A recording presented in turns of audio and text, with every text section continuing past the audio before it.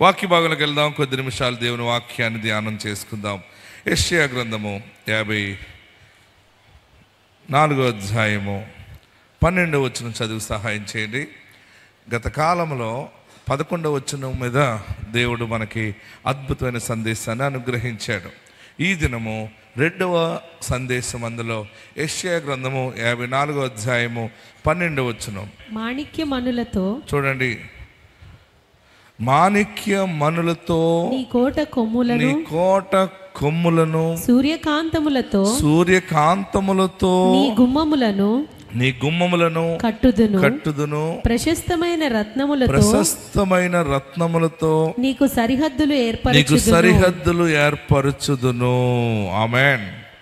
దేవుడి దినాన్ని నీతో మాట్లాడుతున్న గొప్ప మాట. ఈ వాగ్దాన గొప్ప బలమైన ఆశీర్వాదము నీకే. మాణిక్యమణులతో నీ కోట కొమ్ములను కట్టుదును. ఆమేన్.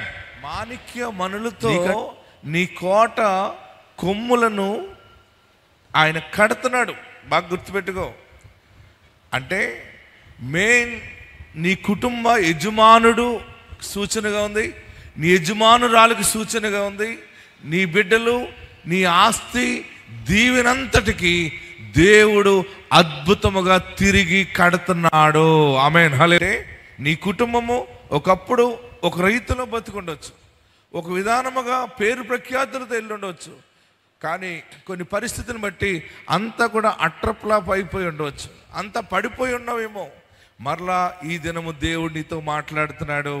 మరలా నీ కోట కొమ్ములను ఆయన తిరిగి కడతా ఉన్నాడు. నమ్మిన వారందరూ గట్టిగా చప్పటి కొట్టి ప్రభుని స్తుతించండి. నీ కొమ్మెత్తువాడు ఆయనే, నా కొమ్ము పైకెత్తువాడు ఆయనే అన్నాడు కీర్తనకారుడు. అంటే నీ గౌరవము మరలా నిలబడబోతా ఉంది. గొప్ప బ్యూటీ, సౌందర్యం మనకి సూచన. ఆమెన్. బలము, సూర్యకాంతములతో.